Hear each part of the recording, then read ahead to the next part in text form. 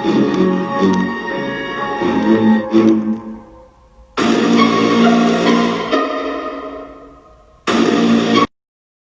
those who say we force a religion, I have a few questions.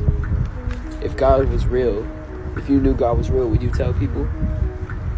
If you knew the way to heaven, would you tell others, or would you let them burn in hell for eternity?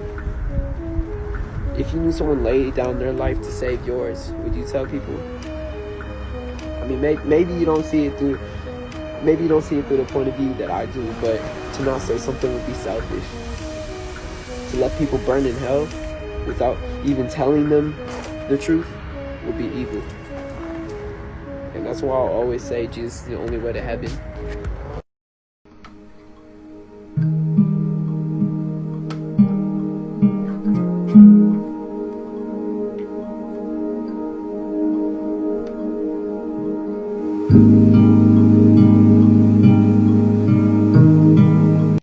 Nobody's talking about this, but I'm about to. I'm not judging, I'm not shaming nobody.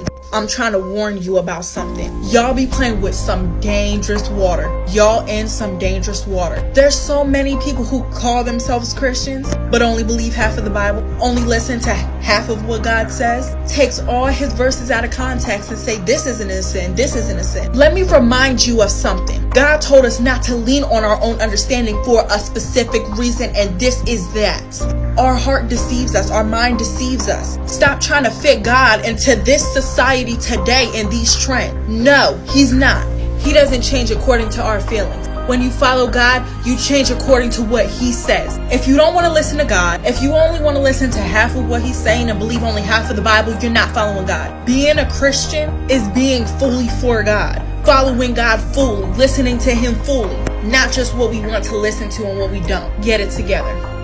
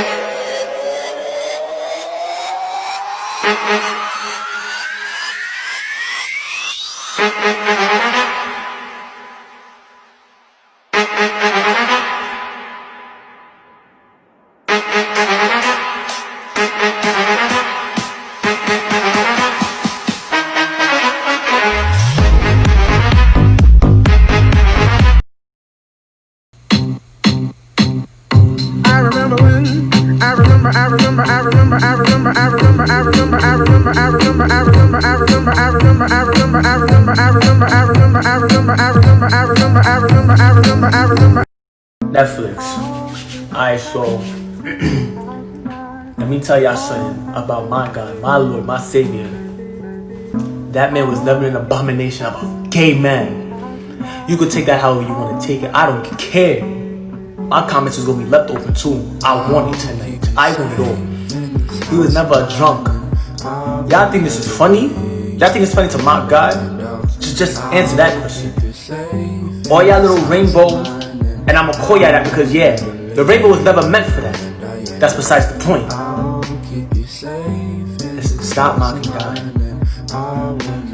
I'm telling you, stop mocking God.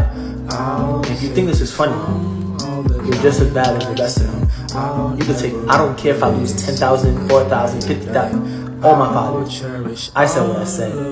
That is sick, disgusting. You need help. Serious help. God be with you. I know I'm about to get clowned for this, but whatever. Okay, if you're a part of Christian TikTok, just stay and listen, please. Whether you're a creator or you're just a viewer, listen, right? I know a lot of times on your For You page, you're seeing a lot of people saying, oh my gosh, you're lukewarm, you're going to hell.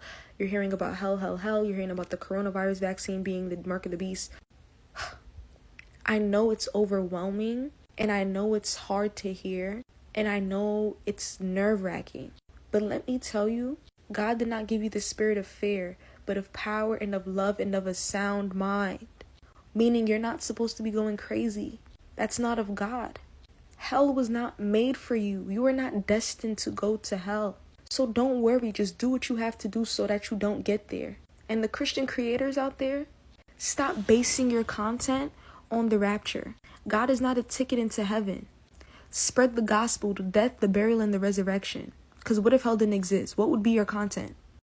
Okay guys, so I have to make this video because I feel like I'm seeing this so much.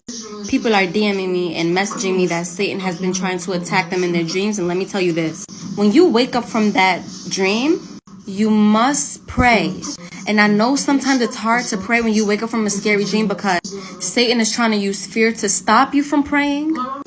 But please just find the courage somehow, some way, and say, Satan, I rebuke you in the name of Jesus. And don't casually say with everything that's in your gut. And trust me, by the name of Jesus, demons must flee. They tremble by that name. Trust me when I tell you. I remember many nights I used to get dreams of the devil trying to shut my mouth. And this is why. Satan knows that prayer is powerful. It is the best tool that Jesus has gave us Christians to fight Satan with. Share this with a friend. So, this video's for you. You do know that this life right now is temporary. That post is temporary. Those boys is temporary. Those shoes you wear, or even any type of stitch of clothes that's on your back, is temporary. Literally everything is so temporary. This life doesn't matter really. It's nothing compared to your eternity. Who cares what they say about you? Because when you're a Christian and you love God, you have an audience of one. That's not the point. The point is that you've been called. Like you've been called. Please, if you genuinely find it really hard to stop the lukewarmness with the worldly music and all the other stuff of the world, pray to God so he can give you a loving heart, a sound mind. Tell him to take out your wants and desires and put in his wants and desires. Let me make you think real quick. As we know, there was a period in time called the Dark Ages. Approximately 1,200 years of darkness, of the truth. But interestingly enough, a lot of things happened concerning the Bible during that period of time. When it comes to religion at that time, the Roman Catholic ruled it all. And whatever interpretation they gave of the Bible became the rule of law. And even kings and queens, in order for them to ascend to the throne, they needed the favor of the church. So whoever challenged that law, created by an interpretation, including indulgences, hell, and the immortality of the soul, will suffer the same fate as a man known as John Huss. Now, John Huss was a reformer against the ways of the church. He was pro for people to read the word and pro for people to know the truth, but from the source, which was the Bible. For this very reason, he was condemned a heretic against the doctrines of the church and burned at the stake. Now, after all that, let me ask you something. If the Bible is just this fake, deceiving book, why would the elites kill you for having it? What were they trying to hide? I'll leave you with this. John 8:32, ye shall know the truth, and the truth shall make you free. God bless.